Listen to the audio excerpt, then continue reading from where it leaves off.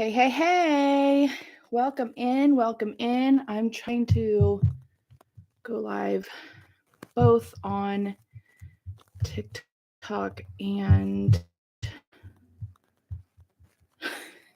I like my house. Okay. We are here. Welcome, welcome. This is a mindset workshop. And we're going to be talking about mindset for moms. I am so excited that you're here. Welcome in. And I want to go ahead and introduce myself. This is something I'm being a little bit more transparent and vulnerable in, and giving a little bit more to my backstory because it's extremely important. If you're new around here, my name is Cassidy. I am a stay-at-home homemaking mama to 7 kiddos, and mindset has been a huge deal for me. And I feel like it's extremely important to explain my history with it and why it's important, where it comes into play into my life, and how it has benefited me. Excuse me. As you can tell, I'm a little bit nervous because this is something I haven't gone out and publicly gone into detail about. And so I'm going to be sharing some things about just like my background and how I learned mindset to be super, super important. So a little bit about who I am. I am one of 4 daughters to a single mom, and we grew up in poverty, broken home, every good broken story starts there, I feel like. But that is who I am or was, and who that portion of it has a huge part to do with it. The 3 hardest things that I've ever had to go through was 1, losing my mom. Watching her die, and I probably shouldn't say that. Watching my mom pass away was one of the most brutal things I've ever experienced. Fighting for my marriage would have to be second, and then almost passing away myself after birth to my 5th child, my sweet girl. It was shoulder dystocia. I was hemorrhaging. It was really bad. So those are probably the 3 hardest things that I've had to deal with. I became a Christian at the age of 24. I had already had a daughter at 19 years old. I was a single mom until I got married to my now husband at my daughter was about 3 at the time, and I was already pregnant and 6 months pregnant when I had when we got married, and then I had my second, and we moved down to San Diego because my husband is former military and he was stationed there. So we needed to head down there right after I had my second. And not too long after that, my mom passed away. So to sit here and be like, how do I have thought about this a million and one ways over the last couple of weeks of how I'm going to teach this, how I'm going to share this, how I can present it in a way that is transparent, but also give you enough information, but not a whole lot. Because like I said, I haven't talked about this, very publicly. That's one thing, but to speak about it on camera where it's going to live for a long time is a whole nother story. So bear with me as I go through this. But after I lost my mom, it was one of the most brutal things. If you've lost your mom, I'm sure and even if you don't have a great relationship, there your mom is supposed to be there. And there's been multiple times in my motherhood journey that I have experienced just craving my mom, just wanting my mom to be there. And it's been really hard. So I have plenty of reasons and excuses, so to speak, to sit here and,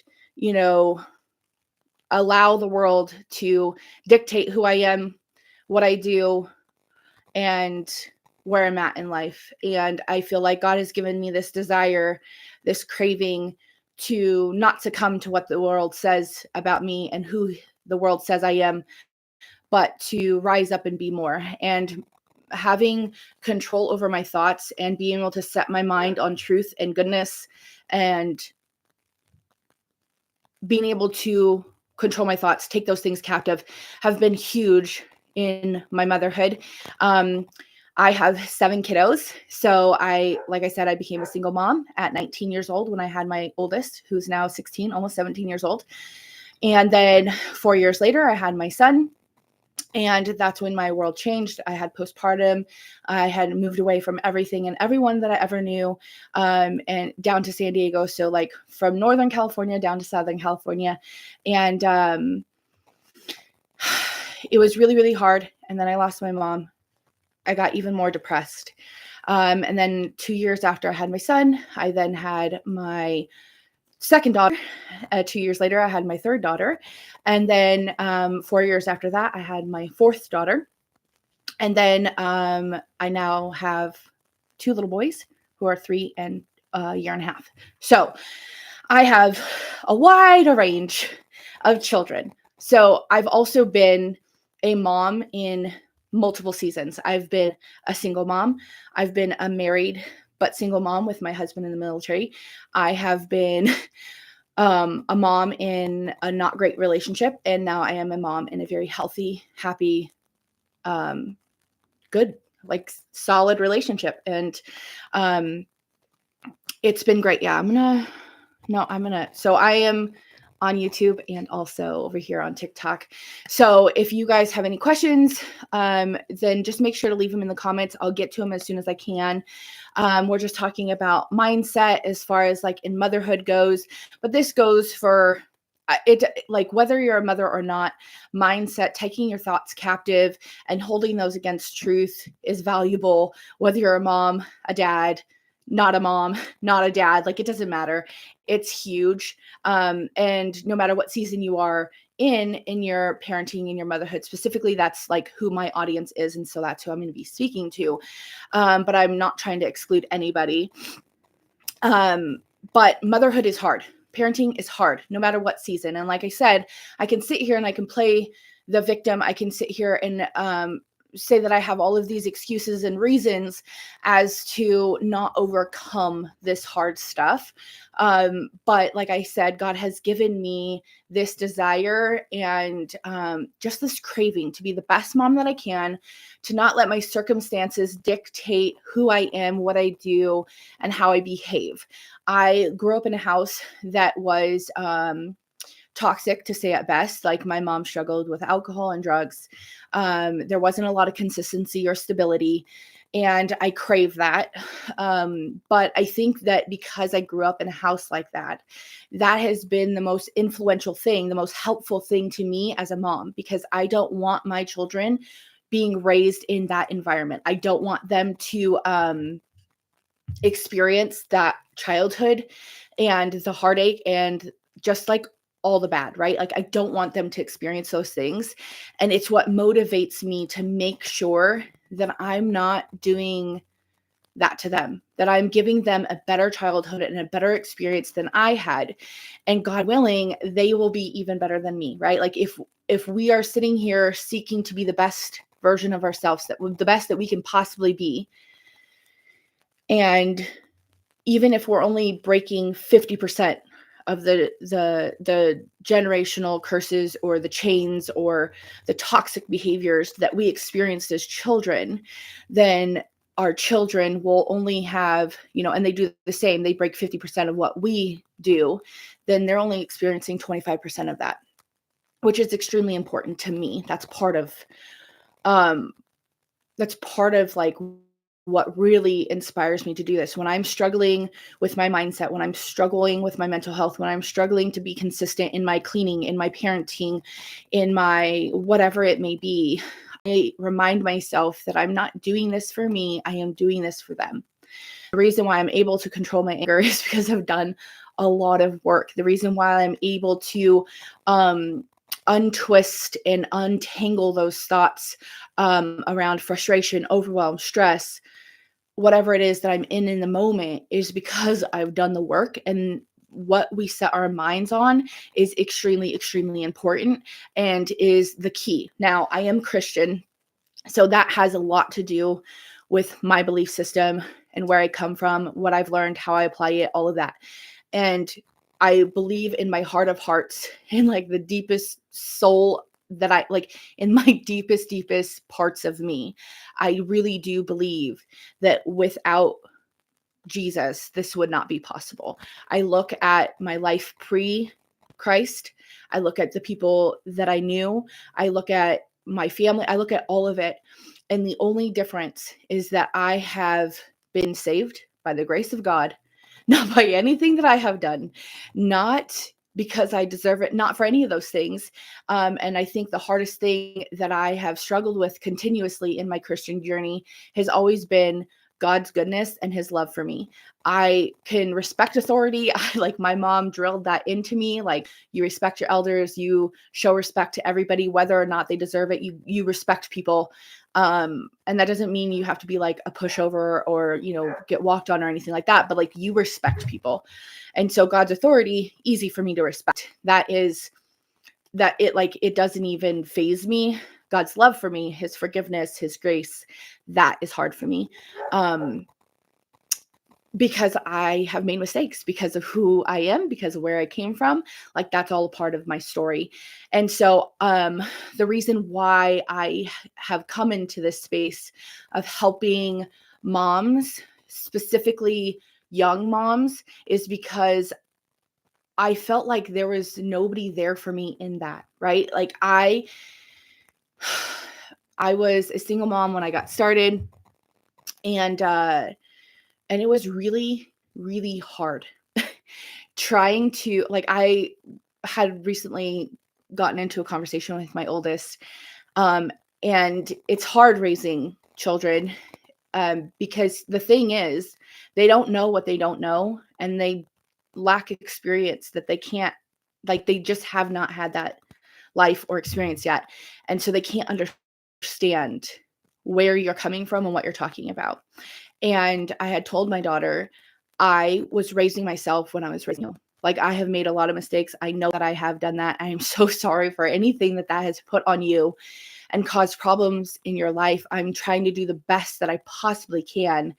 And it's not easy. It's extremely hard when you're trying to give somebody a better life while undoing the childhood, what experiences or trauma, whatever you want to call it, while you're trying to undo and heal yourself while also trying to raise little people is not simple. It is a rough experience. It is a rough go. And I just want to be support for anybody who's going through that. Like, it doesn't matter what season you're in. I think that we all need friends. We all need people to understand where we're coming from. Uh, Sometimes you just need somebody to be like, I get it. I hear you. I understand. It is hard, and you're going to be okay. Nothing lasts forever. My grandma used to say this all the time. Nothing lasts forever.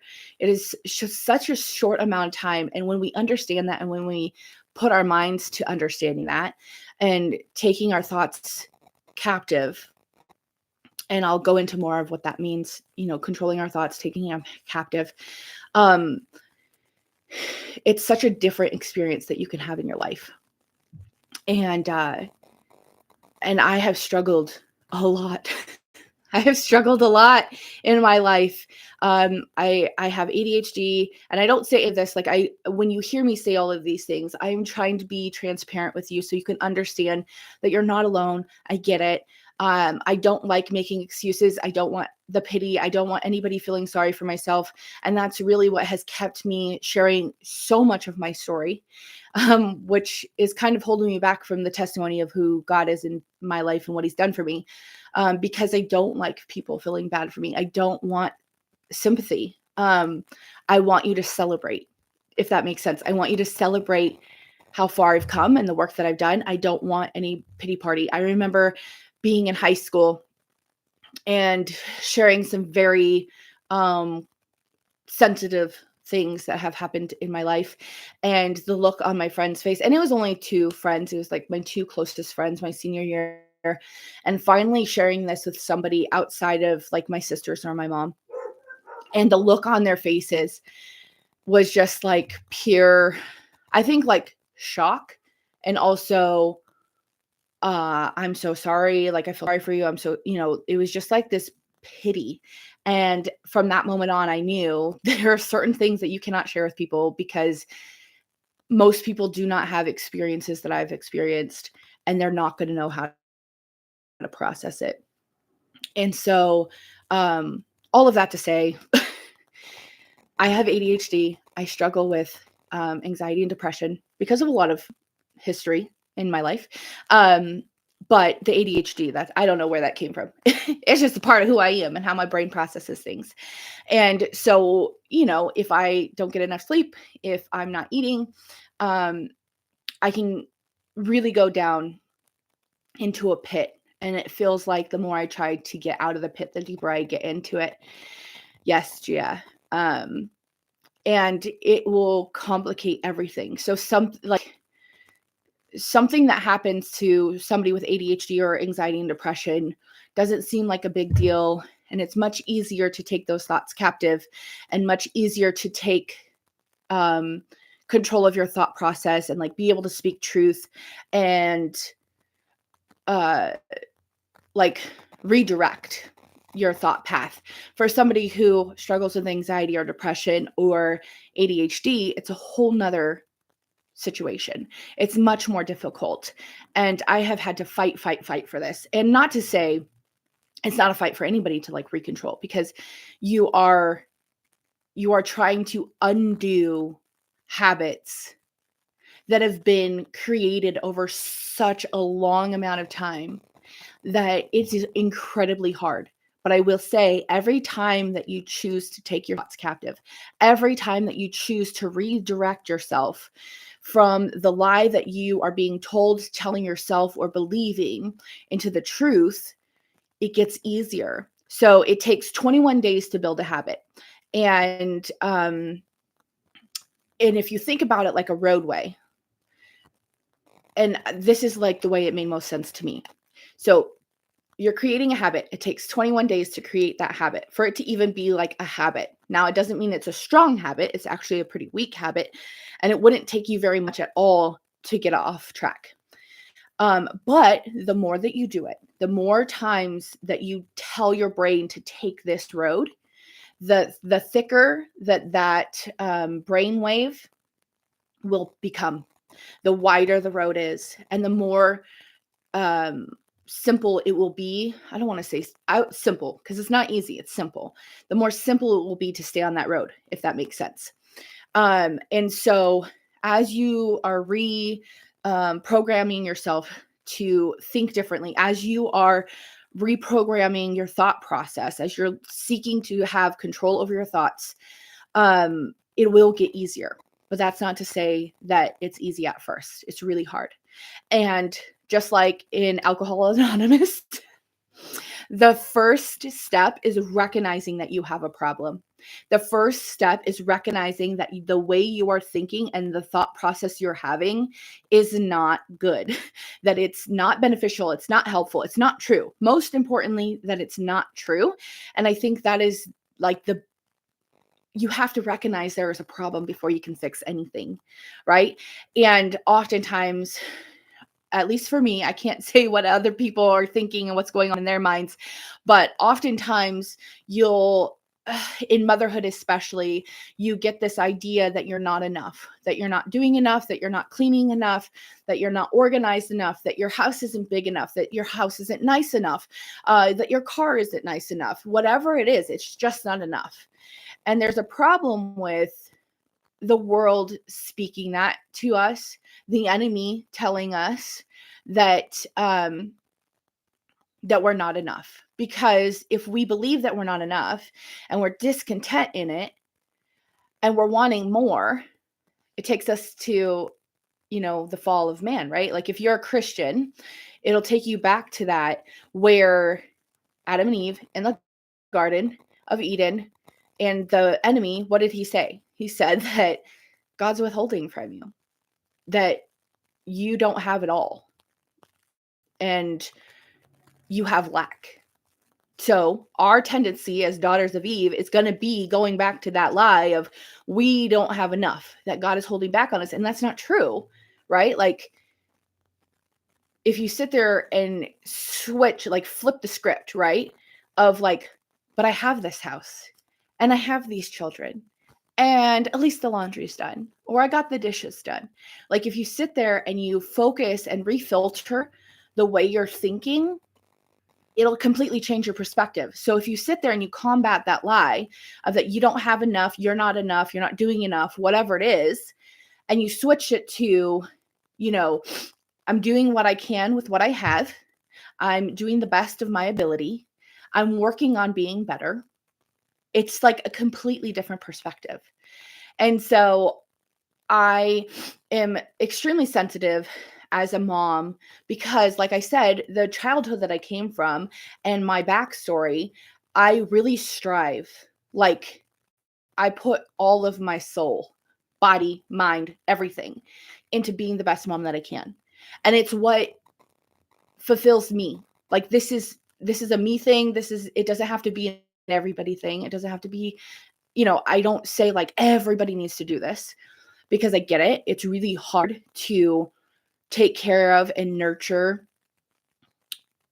others, to sit there and give so much of yourself.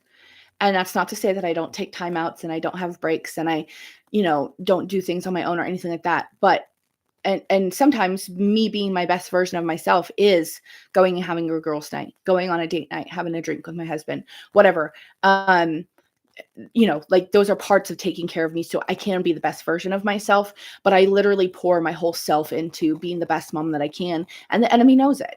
The enemy knows the surefire way to hurt me, to make me question myself, to make me step back out of what God has called me in and to put up that resistance. He can't stop me, but he can stall me, and he'll use myself, my own thought process, my own lack of being able to see the truth against me, and he knows it. So that's, as far as like recognizing, that's the first step, is we need to recognize and then take our thoughts captive. So what does that mean? What does it mean to take control of our thoughts or to take our thoughts captive? Again, like I said, I'm a Christian, so I come from a Christian perspective. I have a couple verses that I want to share with you on taking our thoughts captive and kind of like what that means, what that looks like. And so in 2 Corinthians 10:5, it says, we destroy arguments and every lofty opinion raised against the knowledge of God and takes every thought captive to obey Christ. So we're destroying any argument. We're sitting there and we're saying, this is not true. This is not what God says about me. This is not true to God's character. This isn't true to who I am or my character or what I've gone through or any of those things. Like, this is not true. To sit here and be like, oh, you're not enough because you didn't get all your laundry done. Well, how foolish is that? And also, if you sit there and think about the way that you're thinking and removing yourself from that situation, if it was a friend, if your friend was sitting there saying that they are not enough because their house isn't nice enough, they are not enough because their house is not clean enough, they are not enough because whatever it is, like, what would you do? What would you think? What would you say to them? I would say 99% of the time, nobody's going to be like, yeah, you're right. You're terrible. You're a horrible mother. How dare you not have all of your laundry done all of the time? How dare you have a house that's lived in? Oh, you have dirty food or dirty dishes. Like, you guys eat food. That's crazy. Like, nobody is ever going to say that ever in the history of ever. Like, it's so crazy the things that we will tell ourselves and believe about ourselves, but would never say to another person. So why are we saying such horrible, untrue lies about ourselves and not seeing that, right? Like, why are we not seeing the fact that is terrible thought process? It's so unkind and it's so untrue. And it's important to know the truth. It's important to know the truth. So again, as a Christian, I have a perspective of who has God called me to be? So I am not enough by myself, but with Christ, I have it all, because any gaps that I have, he fills them. I may not be perfect, but he is. And if we are one, like the Bible says, like God says, then I have everything I need. And it's more about being content and knowing the truth than it is that you're not enough. I think far too many people believe in this lie that you're not enough because it's so easy to believe it. When you have the world telling you nonstop that you're not enough, how, like, it's going to be so much harder to believe anything else, right? So when you have social media sitting here showing you all of the highlight reels and everybody's best, which is fine, but like, you have to know that just because the grass looks greener on the other side does not mean it's actually greener. We have no idea what's going on in the homes of other people. We have no idea what's going on in the minds and the hearts of other people. So to sit here and judge people and what they're presenting as if it's fact is crazy. We have no idea. Just like nobody knows what's going on in our home, our hearts, our minds. Only God does. And so sitting here looking at somebody else who looks like they're doing everything perfect and good, and they're so much better than us, and we're not enough, and we don't have enough, and whatever it could be, is crazy to me. Like, that's the craziest thing. And the part that I'm just like baffled by is that is 100% me. That used to be me. I used to sit there and see other people, and I still fall into this trap. When I see a mom out and about and they, all the kids are dressed well and they're orderly and organized and nobody's arguing. Sorry, this is stuck in my ear. Everybody's all like put together. I am just like, ooh, that's not us. That is not us. I got 7 kiddos and a wide range. Right now I'm currently in like toddlerville. Like, my life is run by toddlers. And I say that with humor, but like, I'm just I say something that I don't think I can actually say on here, but it's like, how would I put it? It starts with an S and it's unaliving somebody by their choice, right? Like, it's somebody choosing to unalive themselves. I call it that watch with toddlers because they're constantly trying to put themselves in danger constantly. Like, it doesn't stop. I feel like I'm always trying to stop somebody from breaking something or breaking themselves. And I say that with humor. It's not to like, I don't say that, in a crude way, but it's just crazy. And so we got a lot going on, and it's really hard not to compare. It's really hard not to see what other people are doing and not put ourselves in that place and try to and think that we're not doing enough. And so what is the truth in that? Like, when you're sitting there struggling with comparison, or you're sitting here struggling with keeping up with the Joneses, or you're seeing how somebody else is doing something, like, what is the thing that you can do? What is the place you should put your mind on, put your mindset to? What is the truth in that? The truth is, we have no idea what's going on in their life. We have no idea what it looks like behind closed doors. We don't have any clue what it's taken to get them to that point. We don't know what's going on in their hearts or minds. We don't know anything about them. So to sit here and be like, oh yeah, I was them. Well, do you really wish that you were them? Because you don't know what it took to get to that point. You don't know what kind of work. Hey, Amanda. You don't have any idea. And so sitting here trying to think like, oh, the grass is greener and everything is great over there. I don't really know. Our lives might actually be better than theirs. And I think that the biggest change that I made as far as like mindset and taking our thoughts captive is, sorry, hold on one second. Okay. Kids are passing notes. We love our Post-its. So I think once I realized that we don't always know what's going on in other people's lives, and our lives might actually be better. And then you take my history of just trying to make my kids' life the best life that I can.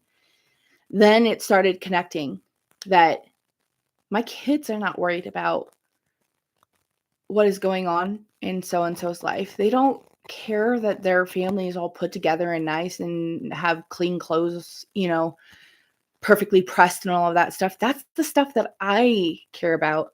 And it's out of vanity. I want to look a certain way and people to think a certain thing that is actually not even important to me. It's really not. You know what's important to me? That my kids enjoy their childhood, that they look back with joy and fondness, that they have fun, that they're healthy, and that they know they're loved. Like, those are the most important things to me. I can care less if they're like, oh yeah, we were all perfectly matching and orderly all the time. They're not gonna think of that. They don't care. So does our house look messed up and stuff to other people coming in? Probably. It definitely looks like there's 9 people living in our house. It's not clean all the time. And I am not going to stress about it, because all that's going to do for me is make me frustrated and angry. And who am I going to take it out with? I'm going to take it out on my kids, right? Who am I with at the house all the time? My kids. So they're going to be the ones that pay the price for what I think people think about me, or what they may or may not see. I don't care. I do what I can to keep my house as clean and organized as possible, but I'm not going to sit here and stress about baseboards and my sink being empty all day, every day, or me not having a pile of laundry somewhere. Like, I don't know if you can see it over there, but I literally have a stack of clothes that I need to put away in my room, but I don't care, because I'll get time to put that away. But what I don't have time to do is waste time with my children. I would rather be teaching them, because we're a homeschool family. So that is first and foremost important to me, is making sure that they have a good education, making sure that they're having fun, that they're being crafty, and they're playing, and they're being imaginative, and they're spending out time outside, and we're hanging out with friends and doing things. Laundry can wait. My kids cannot wait. There is going to be a time. I was just reminding my friend, right? Like, it's empty. It is empty. And so super, super clean. And she's like, don't you wish that my house was like this all the time? No, I don't. Because here's the thing. First of all, it is literally echoing the fact that there is no life here. There's no life here. There's nobody living here. There's nobody doing life. There's nobody eating and all of these, like, there's no messes. There's no life. I forget the verse. It's Proverbs 28, I think. I'll have to look, but it talks about where there is no oxen, there's no mess, right? Oxen are a sign of life. It's work. It's productivity. A messy home is a productive home. A messy home is a sign of life. There's living. There's life. There's messes to be had because there's life to be lived. And, I have all these hacks on when you like to train yourself. Like, when you see messy dishes, I have healthy children with healthy appetites that eat food, and we have food in the cupboards. Like, there's so many other things that we can sit here and focus on that are good and positive and true, that you'll understand that it is a blessing to have messy dishes. Or you can sit here and think about all of these messy dishes, and I never could keep it clean, and it's always a mess, and blah, blah, blah, blah, blah.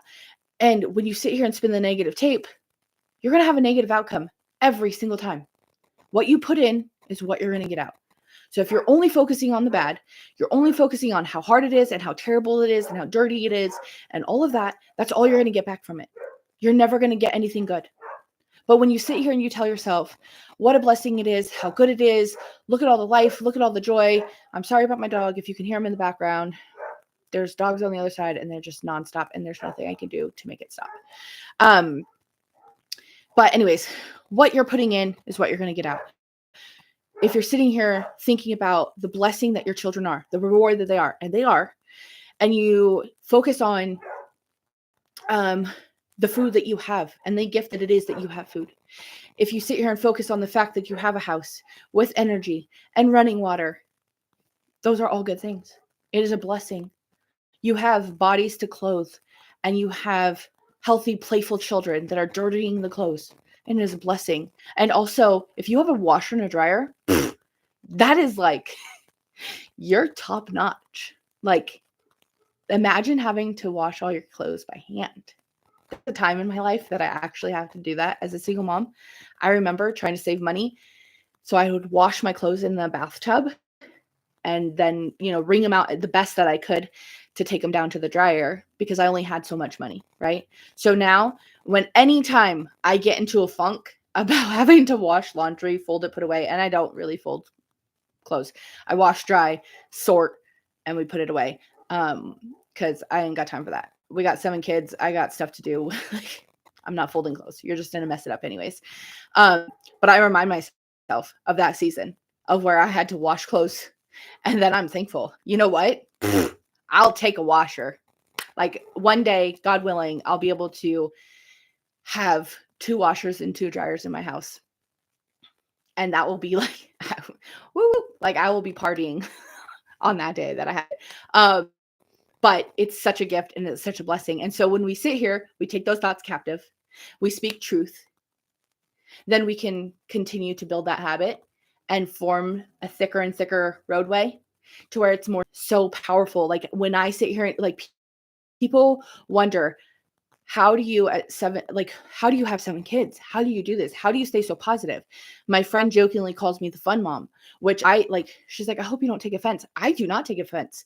That is one of the best compliments that you could possibly give me because what you see is something that I have had to work so hard to do. I was not the fun mom.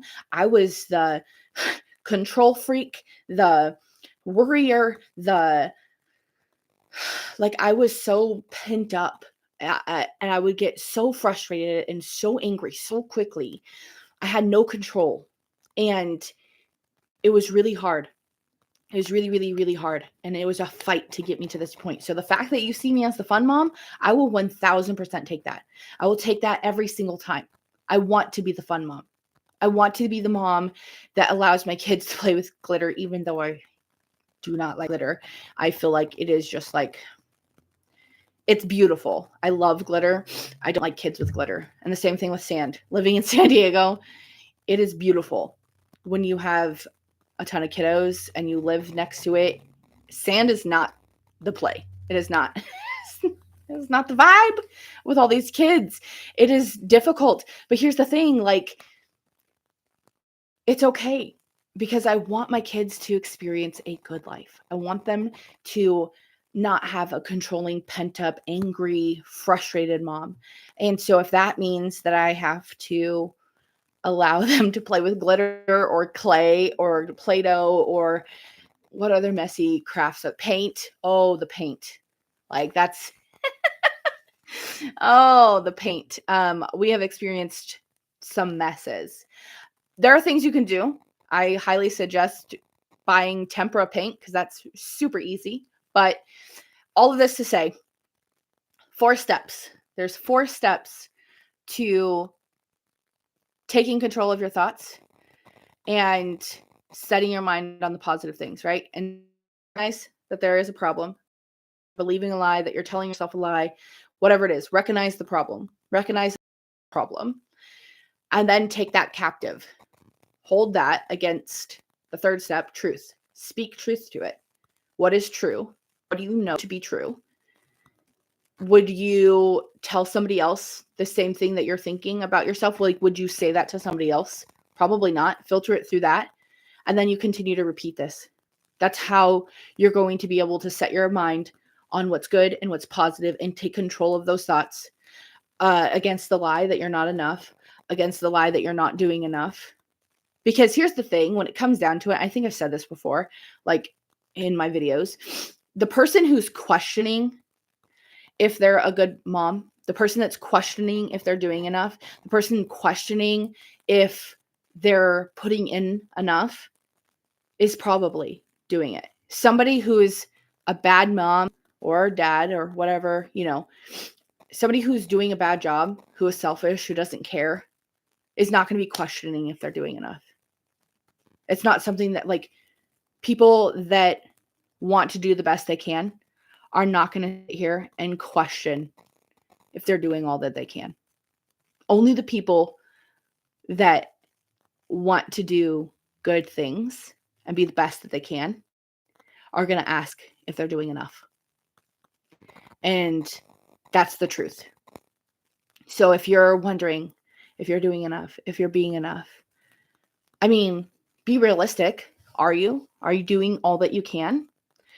Are you, and that doesn't mean that you're like running at 100% every single day, all day, right? It's in this moment, whatever, whether you have ADHD like me, or you have some mental, some mental resistance, right? With anxiety or depression, if you have one of those things, like, sometimes all you can give is 50%. Are you giving the full 50%? Are you doing everything that you can with what you have? It doesn't mean that you have to be cooking a 4-course meal and the laundry has to be done completely all the time, and the dishes have to be clean, and the floors have to be clean, and your kids have to be, not watching TV, just reading books and playing outside all day. Like, sometimes all you can do is TV dinners or some chicken nuggets and mac and cheese. You did 1 load of laundry and you did a load of dishes, and that's what you got. But be content. Be content in the fact that you have done that. Be content in the fact that you're doing the best that you can in that moment, and let the rest go. Don't sit here and shame yourself. Don't sit there and allow the enemy to put these lies of you're not doing enough, you're not enough, into your head. Oops, sorry guys. Don't put the idea like of shame and guilt in your mind. Don't. Do what you can and then release the rest. If you only got 50%, girl, do 50% and move on. That's it. I hope this was super helpful. If you guys have any questions, if you're just new popping in, let me know. Say hi. I want to see who's here. If you have any particular situations or something that you really struggle with personally, and you don't feel comfortable in the chat, just go ahead and message me. You can find me on TikTok. You can find me on YouTube. I'm over on Facebook and Instagram also. So those are all ways that you can. And I also have my email linked. So if there's anything you ever just want to chat about, go ahead and reach out. My name is pretty much everywhere on all my socials. It's Mama Belle's Home. That's just who I am. That's what I talk about. That's what I'm about. I'm sorry, I gotta switch up how I'm sitting. If you enjoyed this, if this was helpful to you, I would love to know. Liking this video would really help, sharing out with other friends that may need it. And then I'm going to be holding a much more, it's going to be longer, but it's going to be more meaty. I'm going to be holding a webinar talking more about mindset, what we can do, and not just these simple steps. If you're interested in joining in for the next 48 hours, anybody on this live sees that for the next 48 hours, I'm going to be giving you you're not supposed to be burping on camera. I'm going to be giving you a special limited time price. It's $29. You can find it in my Sansor. I'll go ahead on TikTok. It is linked in my bio. You can go into it there. If you are on YouTube, I'll link it down in the description. And again, you can always reach out to any of my socials or my email. But 48 hours, that's all. That's what I'm doing for you guys who have joined me personally in my live as friends, and a special little, just a gift to you. If you want to learn more and just dive deeper into the mindset and how you can take your thoughts captive, especially as moms, because that's kind of where I'm coming. That's my profession. Like, I am a mom. I am not a dad. I am not, like, that's who I am. I am a mother at the deepest part of me. And so that's the position I come from. I'm also Christian. So that is a huge part of like this whole idea of taking our thoughts captive. The only reason why I've had victory over my thoughts is because of Christ. Like, I am a Christian. I believe with all my whole heart and every piece of my soul that without God, this is not possible. Like, where I am, who I am, the fact that I have 7 kiddos, the fact that I've been married for it's been 13 years. We're going on like 13 and a half years. The only reason why I have any of these things, the only reason why I'm living the life that I am living is because God saved me for some miraculous reason. And by his grace, I am able to be where I'm at. Thank you, Emis. So I love Idaho. I don't think there's anything that could bring me back to California. And I wish we were closer. So if you ever want to come up to Idaho, we can hang out. No, ma'am. Can you go out over this? Thank you. I don't want you on camera.